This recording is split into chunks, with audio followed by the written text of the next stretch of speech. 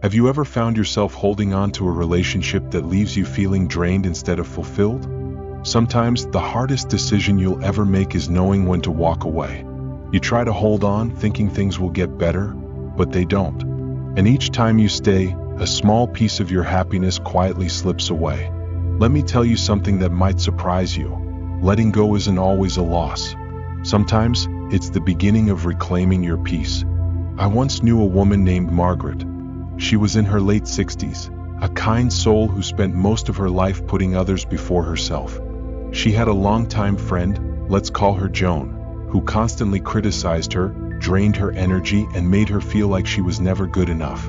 Every conversation ended with Margaret feeling worse about herself. Joan had a way of making her feel guilty for setting boundaries. "Friends don't walk away," Joan would say. "We stick it out no matter what." Margaret believed that for years, until one day something changed. It was during a family gathering. Joan made a comment, something seemingly harmless, about Margaret's late husband. It cut deep. The room went silent. That was the moment Margaret realized, some people, no matter how long they've been in your life, are not meant to stay forever. It wasn't easy. Margaret struggled with guilt. But deep down she knew the truth. Holding on to toxic relationships only suffocates your growth. Here's where the twist comes in. What if the bravest, kindest thing you can do for yourself is to walk away? Not out of anger, not out of revenge, but out of love, for your own well-being. I know what you're thinking. Does cutting someone off make me a bad person? Absolutely not. In fact, knowing when to let go is a sign of wisdom and strength. It doesn't mean you didn't care. It means you care enough about yourself to stop accepting less than you deserve. Ask yourself this: how much of your happiness are you willing to sacrifice for the sake of holding on to someone who only brings you pain? The truth is, there are relationships that were never meant to last a lifetime. Some are meant to teach us lessons and prepare us for the next chapter. Clinging to them only delays your growth. And it's okay to let go. You don't need permission to prioritize your peace. So, before we dive deeper into the 12 signs that it's time to cut someone out of your life, I want you to think about the people around you, who lifts you up and who quietly pulls you down. Trust me, by the end of this video you might have a clearer answer than you expect. Margaret's story stayed with me because it's something so many of us experience without even realizing it. We hold on to relationships, believing that loyalty and endurance are the ultimate signs of strength. We convince ourselves that things will get better if we just try harder, love a little more, or give one more chance. But what happens when they don't? How long are we supposed to wait for something to change? Margaret waited for years. Every time Joan hurt her with a backhanded comment or a sarcastic joke, she brushed it off. Joan doesn't really mean it that way, she told herself. I'm just being too sensitive. It started small, a harmless remark about her clothes or a joke about her forgetfulness. Margaret laughed it off at first, but over time those jokes became more frequent and more personal. Here's the thing, toxic relationships rarely begin with something obvious. There's no big dramatic moment where everything falls apart. Instead, they wear you down little by little. A snide remark here, an eye roll there. They chip away at your self-esteem so quietly that you don't even notice it happening until one day, you wake up and realize how much of yourself you've lost. Have you ever felt that way? Maybe it's not something dramatic or explosive. Maybe it's subtle, like how you hesitate before answering someone's call because you know you'll feel worse after talking to them. Or how you leave certain conversations feeling drained, even though nothing specific happened. Or maybe you've stopped sharing your true feelings altogether because you're afraid of how they'll respond. Margaret lived with that quiet discomfort for years. She told herself that being a good friend meant tolerating the bad moments, forgiving without limits, and always giving one more chance. She believed that walking away would make her a bad person, that true friends stick together no matter what. But here's something you need to hear. Walking away doesn't make you selfish. It doesn't mean you didn't care. It means you care enough about yourself to stop accepting less than you deserve. The turning point for Margaret came during a family gathering. Joan made a casual comment about Margaret's late husband, something so cruel and unnecessary that the room went silent. Everyone felt the weight of those words, everyone except Joan. She laughed it off like it was no big deal. For the first time, Margaret saw the situation clearly. Joan wasn't just a difficult friend. She was toxic. And deep down, Margaret knew that Joan wasn't going to change. No apology could erase the years of dismissive behavior and hurtful words. Margaret spent the next few weeks wrestling with her decision. She asked herself over and over, am I being too sensitive? Did I overreact? That guilt can be overwhelming, can't it? Society teaches us that letting go is a failure, that we should always try to fix things. But at some point, you have to ask yourself, am I holding on because there's hope, or am I holding on because I'm afraid of what it will mean to let go? It wasn't an easy decision for Margaret. Letting go rarely is. But in her heart, she knew the truth. Some people will never change, not because they can't, but because they don't want to. Here's the twist that many people don't talk about. Letting go isn't about giving up on someone else. It's about choosing yourself. It's about realizing that your peace of mind is more valuable than any toxic relationship. Margaret finally made the decision to distance herself from Joan. And you know what happened? Her life didn't fall apart. In fact, it got better. She felt lighter, freer. The anxiety that had followed her around for years started to fade. She stopped hesitating before answering her phone. She reconnected with friends who made her feel valued and loved. And here's something even more surprising. Margaret's physical health improved too. For years, she had struggled with migraines and high blood pressure. After cutting ties with Joan, those problems almost disappeared. It was like her body was finally able to breathe again, free from the constant stress. That's not just a coincidence. Studies show that toxic relationships can seriously impact your health. Prolonged exposure to emotional stress raises your cortisol levels, the body's stress hormone, which can lead to heart problems, weakened immunity, and other chronic health issues. Holding on to the wrong relationships doesn't just hurt your heart emotionally, it can literally harm your body. So ask yourself, is this relationship worth sacrificing your health for? Margaret's story isn't unique. There are so many people just like her, stuck in relationships that do more harm than good. And the truth is, walking away isn't a sign of weakness, it's a sign of self-respect. Margaret's story might feel familiar to you. If you've ever stayed in a relationship hoping that things would eventually change, only to realize they never do, then you know how exhausting that can be. The hardest part is often the guilt. We're taught to hold on, to be loyal, to never give up on people. Society calls walking away a failure. But what if walking away is the most courageous thing you can do? Think about it. When you hold on to a toxic relationship, you're not just sacrificing your peace of mind. You're sacrificing your future. Every day you stay stuck in something that no longer serves you is a day you could have spent building a happier, healthier life. Margaret struggled with that guilt for a long time. She thought about calling Joan many times after cutting ties, just to smooth things over. It wasn't because she missed Joan's toxic behavior, it was because she felt conditioned to fix things. But here's what Margaret learned. Not every relationship is meant to be fixed. Some are meant to teach you when to let go. Have you ever felt trapped in that same cycle? You tell yourself, maybe things will be different this time. Maybe if I explain myself better, they'll finally understand. But deep down, you know the truth. You can't change someone who doesn't want to change. You can't force them to treat you with respect. One of the clearest signs that it's time to let go is when your boundaries are constantly ignored. Healthy relationships respect boundaries. Toxic ones bulldoze right over them. Margaret had set boundaries with Joan many times over the years. She asked for space when she needed it. She tried to have honest conversations about how Joan's behavior made her feel. But every time, Joan dismissed her feelings, turning the conversation back on Margaret, saying things like, "You're too sensitive," or "You're making a big deal out of nothing." Here's something important to remember. When someone refuses to acknowledge your boundaries, it's not an accident, it's a choice. And that choice speaks volumes about how much they truly value you. Another sign that it's time to walk away is when someone undermines your self-worth. Toxic people have a way of making you doubt yourself. They plant little seeds of insecurity with comments like, "Are you sure you can handle that?" Or, "I'm just being honest, I don't think you're really cut out for that." Over time, those small doubts grow into full-blown self-doubt. Margaret experienced that firsthand. Joan had a habit of making helpful suggestions that always seemed to undermine Margaret's confidence. At first, Margaret thought Joan was just trying to protect her. But as time went on, she realized that Joan's words weren't coming from a place of love. They were coming from a place of control. It's a painful realization, isn't it? Recognizing that someone you cared about doesn't have your best interests at heart. But here's where things get interesting. Sometimes the act of walking away isn't just about protecting yourself. It's about opening the door to something better. Margaret found that out the hard way.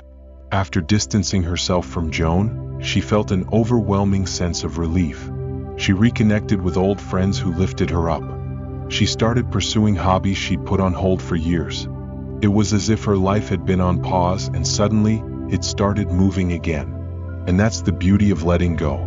It's not just about leaving something behind, it's about making space for something new. So ask yourself, what could your life look like if you let go of the relationships that no longer serve you? It's not about burning bridges or holding grudges. You can walk away with grace. You can forgive someone without allowing them back into your life. Forgiveness doesn't mean forgetting what happened. It means accepting that it happened and choosing to move on, for your own peace. When Margaret finally forgave Joan, not for Joan's sake but for her own, she felt a kind of freedom she hadn't experienced in years. She stopped replaying old conversations in her head. She stopped wondering what she could have done differently. And in that quiet space that forgiveness created, she found herself again. Here's something else to consider. When you let go of toxic relationships, you don't just find peace. You often rediscover your strength. You remember who you were before someone else made you feel small. You start seeing yourself not through their eyes, but through your own. Margaret told me later that she wished she had let go sooner. But she wasn't angry at herself for waiting as long as she did. She knew that every step of her journey taught her something valuable. Taught her how to recognize unhealthy patterns, how to trust her intuition, and most importantly, how to choose herself. And now, I want to ask you, is there someone in your life who constantly makes you question your worth? Someone who ignores your boundaries, dismisses your feelings, or leaves you feeling drained? If there is, what would happen if you gave yourself permission to take a step back? Not out of spite or anger, but out of love for yourself. What if the most courageous thing you could do is walk away and trust that something better is waiting for you on the other side? Stay with me, because in the next part, we'll talk about exactly how to take that first step, and how to do it in a way that prioritizes your peace without burning bridges. Margaret's life began to shift after she let go of Joan, but not in the way you might expect. It wasn't instant relief, and it wasn't an overnight transformation. At first it felt like grief. Even though Joan had hurt her deeply, Margaret couldn't ignore the fact that they had shared decades of memories. Cutting ties wasn't just about walking away from the toxic moments, it was about walking away from the good ones too. And here's the part no one tells you. Letting go can feel worse before it feels better. Margaret felt like a piece of herself was missing. She questioned her decision almost daily. She missed the routine, the familiarity. Even toxic relationships can feel like home when you've lived in them long enough. Have you ever felt that way? Like leaving something bad still feels wrong because it was all you knew? But here's the twist. Sometimes, that initial sadness is just the space you need for something new to grow. It's not a sign you made a mistake. It's a sign you're healing. One morning, Margaret woke up and realized something odd. It had been weeks since her last migraine. She hadn't even noticed it at first, but the constant tension in her body was gone. It wasn't just emotional freedom. Her body was physically responding to the weight being lifted. It made her think, how much of my pain was tied to this relationship without me even knowing it? That's the hidden danger of toxic relationships. They don't just hurt your feelings. They hurt your body, your health, your sleep, your ability to think clearly. Science backs this up. Prolonged exposure to emotional stress increases cortisol levels, which can lead to serious health issues. High blood pressure, heart problems, weakened immunity. Now here's where things get a little controversial. What if I told you that the person you've been holding on to for years might be the very reason you're stuck? Not just emotionally, but physically. Think about it. We're told to fight for relationships, to forgive endlessly, to give people chance after chance. But at what cost? Margaret remembered something her daughter had once told her. "Mom, you can't set yourself on fire to keep someone else warm." At the time, it felt like a harsh thing to say, but now it made perfect sense. She realized she had been sacrificing her happiness for so long that she forgot what it felt like to be truly free. She wasn't just walking away from Joan, she was walking back toward herself. This is where most people get stuck. They feel the pull of guilt and the need to explain their decision, to make the other person understand. But here's the hard truth. Some people will never understand your boundaries because they've benefited from you not having any. Margaret tried one last time to explain her feelings to Joan. She thought maybe a heartfelt conversation would bring some closure. But Joan's reaction was exactly what you'd expect from someone who never respected boundaries in the first place. She brushed it off, turned the blame back on Margaret, and accused her of being selfish. That was the final plot twist Margaret needed. It became clear that no explanation would ever be enough. And maybe you've experienced that too. That moment when you realize you're speaking a language the other person will never understand. So Margaret stopped explaining. She stopped justifying her decision. She simply chose herself. What happened next was unexpected. The more space she gave herself, the more room she found for new, healthier relationships. Friends she hadn't spoken to in years began reaching out. She found a community in unexpected places. Her local gardening club, a book club she joined on a whim. And you know what she discovered? Not everyone you lose is a loss. Here's the challenge for you. What if you stopped trying to explain yourself? What if you stopped waiting for closure and created it for yourself instead? It's a radical thought, isn't it? We're taught that closure comes from a heartfelt conversation, from mutual understanding. But sometimes closure comes when you decide to stop giving someone power over your life. So here's my question for you. Is there someone in your life right now who makes you feel small, who refuses to hear your voice no matter how loud you speak? What would happen if you chose silence instead? What would happen if, instead of explaining your boundaries, you simply enforced them? Margaret's decision to stop explaining herself was a turning point. At first, she worried that her silence would be seen as cold or unforgiving. After all, she had always believed that being kind meant always keeping the door open, always being willing to listen and forgive. But what if kindness isn't about staying open to everyone? What if true kindness is knowing when to close the door, not with bitterness but with love for yourself? That idea was new to Margaret. She had always been the peacemaker, the one who patched things up and avoided conflict at all costs. But here's the twist.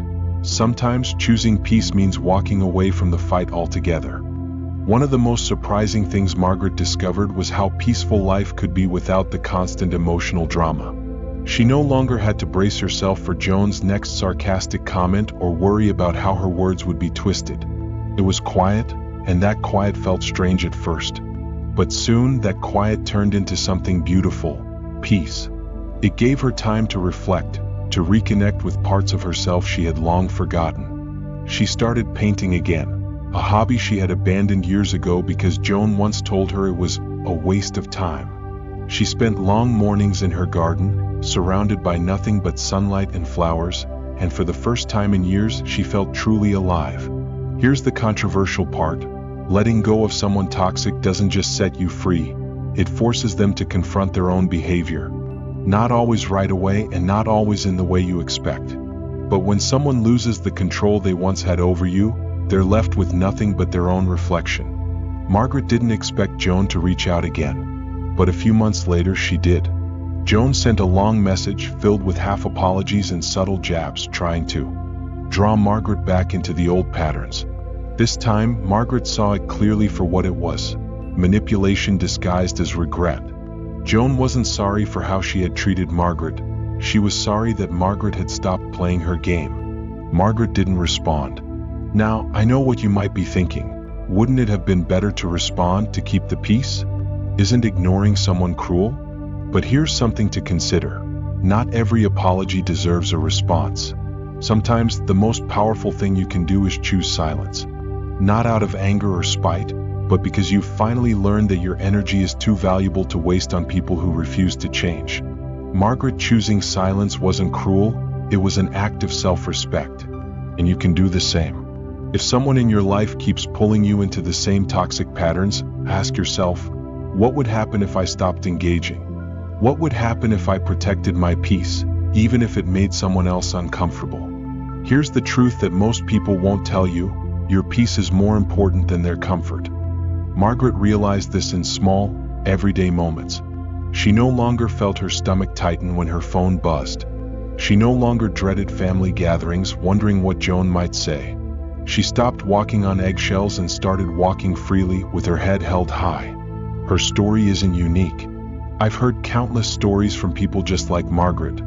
People who spent years giving and forgiving, only to realize that some relationships aren't meant to be saved. But here's the beauty of letting go. Once you release what no longer serves you, life has a way of filling that space with something better. Margaret discovered this when she joined a volunteer group at her local community center. She made new friends, people who celebrated her wins, who lifted her up without needing anything in return. One day, as she sat with these new friends, laughing over coffee, she realized something profound. This is what real connection feels like. This is what it means to be seen and valued for who I am. That moment changed everything for her. She stopped looking back. She stopped wondering if she had made the right choice. Because in that moment, surrounded by genuine connection, she knew she had. So, let me ask you, what's waiting for you on the other side of the relationship that's been holding you back? What new opportunities, new friendships, new joys are out there, just waiting for you to make space for them? Here's the truth. Every time you say no to something toxic, you're saying yes to something better. Margaret's story leaves us with a powerful reminder. Letting go isn't a sign of weakness, it's an act of courage. It's not about walking away from someone in anger or bitterness. It's about choosing yourself, choosing peace over chaos, joy over pain, and growth over stagnation. But I know it's easier said than done. Walking away means stepping into the unknown, and that can be scary. The what-ifs start piling up. What if they change? What if I regret it? What if I end up all alone? Here's the truth. Regret doesn't come from letting go of toxic people. Regret comes from holding on to them for far too long. It's time to take action. Not tomorrow. Not next week. No. Step 1. Reflect on your relationships. Take some time today, right now if you can, and think about the people in your life. Who leaves you feeling energized and uplifted? Who leaves you feeling drained and diminished? Be honest with yourself. Step 2. Set boundaries. You don't have to cut ties immediately. Start by setting small boundaries. Give yourself space. See how the other person responds. If they respect your boundaries, there's room for healing. But if they ignore or violate them, that's your answer. Step 3. Choose your peace. There's no need for dramatic exits or angry confrontations. Sometimes the most powerful thing you can do is quietly reclaim your space. Protect your peace and trust that your well-being matters more than maintaining an unhealthy relationship. Step 4. Find your community. Letting go doesn't mean isolating yourself. It's an opportunity to reconnect with the people who truly care about you. Surround yourself with those who make you feel seen, valued, and loved. And most importantly, remember this: you deserve a life filled with peace and joy. You deserve relationships that nourish you, not ones that drain you. Margaret's life didn't end when she let go of Joan. In fact, it started again in ways she never expected. She found new friends, new passions, and a renewed sense of purpose. She learned that some chapters need to end so better ones can begin. Now it's your turn. Ask yourself, what's the one step you can take today to protect your peace? It doesn't have to be big. Maybe it's a conversation you've been avoiding. Maybe it's writing down your feelings in a journal. Maybe it's as simple as taking a break from someone's constant calls or texts. Whatever that step is, take it. Your future self will thank you. If this message resonated with you, let me know in the comments. Share your story. You never know who you might inspire. And if you haven't already, hit that subscribe button and join this community where we support each other in choosing peace, happiness, and growth. Because life is too short to stay stuck. Thanks for watching.